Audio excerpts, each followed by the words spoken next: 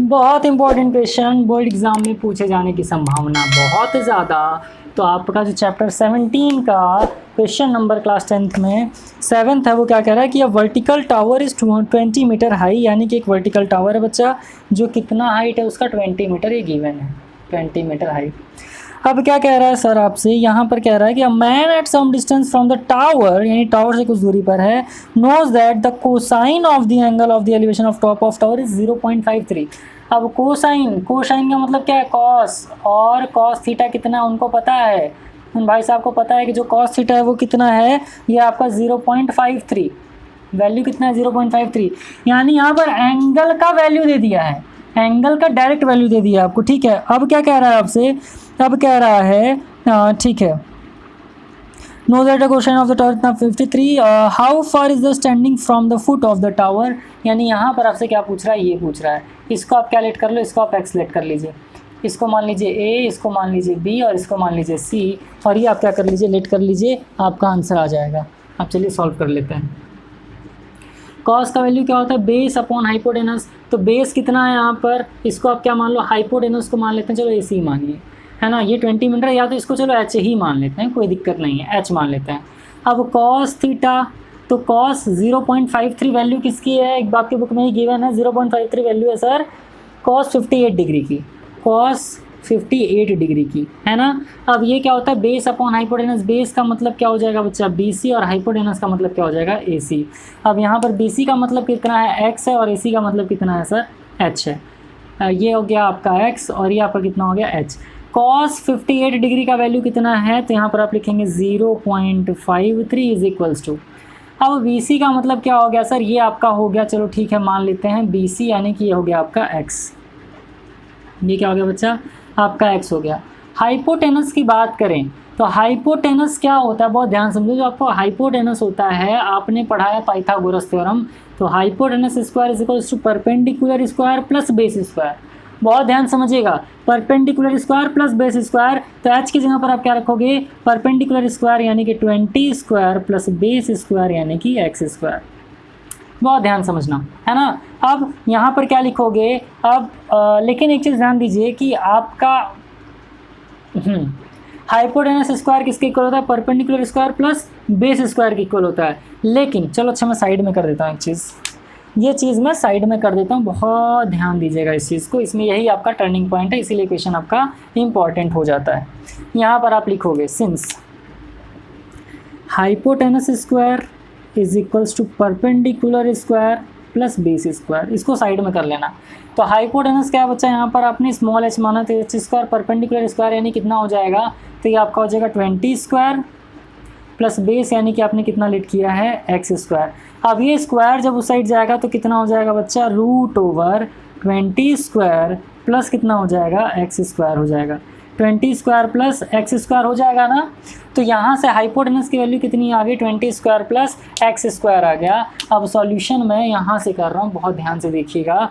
तो 58 की वैल्यू कितनी दी हुई है बच्चा, 0.53 इज इक्वल्स टू, आप क्या लिख सकते हो, आप लिख सकते हो x, और ये जो आपका आया है x का मतलब क्या है बच्चा, बेस, और हाइपोटेनस की जगह आप क्या लिखोगे, अब हाइपोटेनस की जगह आप लिखेंगे 20 square plus x square root के अंदर, 20 स्क्वायर प्लस x स्क्वायर कहाँ लिखोगे, रूट के अंदर।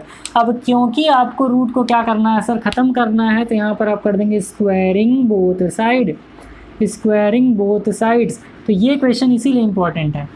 अब दोनों साइड आप स्क्वायर कर दोगे तो ये कितना हो जाएगा बच्चा, ये आपका हो जाएगा 0.53 इंटू 0.53, ये कितना हो जाएगा बच्चा, x स्क्वायर अपॉन कितना हो जाएगा 20 स्क्वायर, जो कि बाहर आ जाएगा, तो ये आपका हो जाएगा 20 स्क्वायर प्लस x स्क्वायर। अब 0.53 का स्क्वायर निकाल लेते हैं, 53 इंटू 53 निकाल लेते हैं, 3 3 9, 3 5 15, 5 3 15, 5 5 25 प्लस 1 26, ये आ गया 9, ये कितना आ गया बच्चा आपका, ये आपका आ गया 9, 5 5 10, 6 प्लस 1 7 प्लस 1 8, और ये कितना हो गया 2, कितने डिजिट बाद पॉइंट आ जाएगा, तो ये आपका वैल्यू आ गया 0.2809, क्या आ गया 0.2809, ये कितना हो गया बच्चा, ये हो गया आपका x स्क्वायर अपॉन 20 का स्क्वायर कितना होता है 400, प्लस कितना हो गया बच्चा x स्क्वायर हो गया। इस साइड लेते आइए तो ये कितना हो जाएगा 400 प्लस एक्स स्क्वायर, इसका मल्टीप्लाई किससे कर दोगे 0.2809 से कर देंगे, यहाँ कितना हो गया आपका एक्स स्क्वायर हो गया। अब देखो आपके बुक में गिवन है कि आपका जो tan का वैल्यू होता है तो tan का वैल्यू की ज़रूरत ही नहीं है यहाँ पे।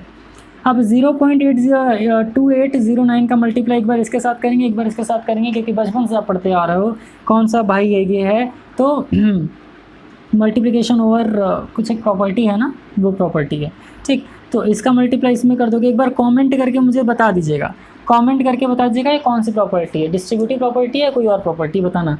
तो 400 का मल्टीप्लाई किससे कर दोगे 0.2809 से। अब इसको थोड़ा सा सिंपल कर देते हैं, 400 को ये बताइए क्या हम 4 × 100 कर सकते हैं, तो इसका 2 0 यहाँ पर आ जाएगा है ना, तो ये 28 पॉइंट हो जाएगा। तो 100 का मल्टीप्लाई 4 से कर दोगे 400, और क्या दिया बच्चा यहाँ प्लस का साइन दिया तो प्लस कर लो, इसका मल्टीप्लाई एक्स स्क्वायर से कर लो तो 0.2809 x square is equals to x square.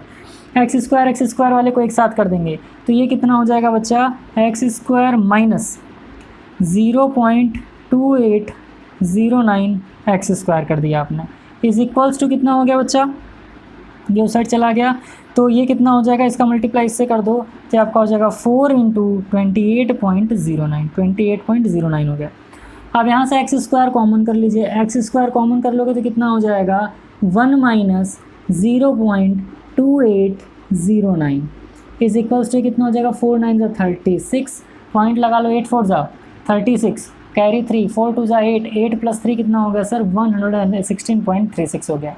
अब ये कितना हो जाएगा एक्स स्क्वायर इंटू माइनस कर दो इसको तो 10 - 9 कितना हो जाएगा 1 हो जाएगा, 9 यहाँ पर आ गया और 9 - 8 कितना हो जाएगा 1 हो जाएगा, और ये कितना हो जाएगा 9 - 2 7 हो जाएगा, और यहाँ पर क्या बचा 0.7191 इज इक्वल्स टू कितना हो जाएगा 1.36 एक्स स्क्वायर, और ये कितना होगा 0.7191। अब देखो ये 8 4 × 32 माफ़ करिएगा, 8 4 से कितना हो जाएगा 32 हो जाएगा ना, तो ये कितना हो जाएगा 32, तो आपका कितना आ गया 112.36।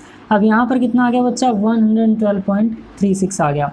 तो एक्स स्क्वायर की वैल्यू कितनी आ जाएगी यहाँ से, तो यहाँ पर लिख लो एक्स स्क्वायर की वैल्यू हो जाएगी 112.36 डिवाइडेड बाई कितना हो गया 0.7191।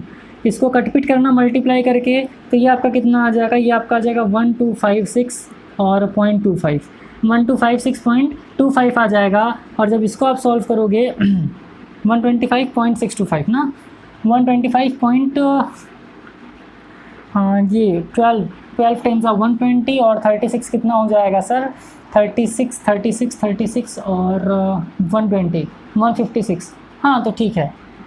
तो ये कितना आ जाएगा 156, माफ़ करेगा 1256 नहीं आएगा 156.25 से क्या आ जाएगा आपका कैंसिल आउट हो जाएगा।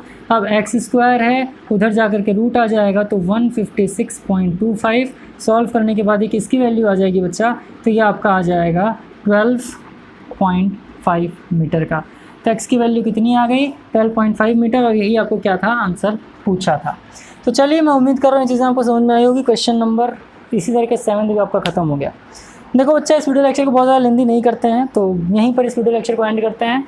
नेक्स्ट वीडियो लेक्चर जो आएगा उसमें क्वेश्चन नंबर 8 से सॉल्व कर रहे होंगे, और 2 वीडियो लेक्चर सॉल्व लगेगा और ये आपका पूरा चैप्टर जो है कंप्लीट हो जाएगा। फिर आप लोग कमेंट सेक्शन में कमेंट करके बताओ कि मैं कौन सा चैप्टर स्टार्ट करूँ। वैसे मेरा तो मन है कि चैप्टर 17 कंप्लीट करने के बाद मैं चैप्टर 18 स्टार्ट कर दूँ। तो चलिए फिर मुझे उम्मीद है कि आपको मज़ा आया होगा, समझ में आया होगा। मज़ा आया हो तो लाइक ज़रूर करिएगा, अपने फ्रेंड्स के साथ ज़रूर शेयर करिए। तो जल्दी मिलेंगे आपसे अगले वीडियो लेक्चर के अंदर, तब तक के लिए खूब खुश रहिए, मस्त रहिए, all the very best, thank you.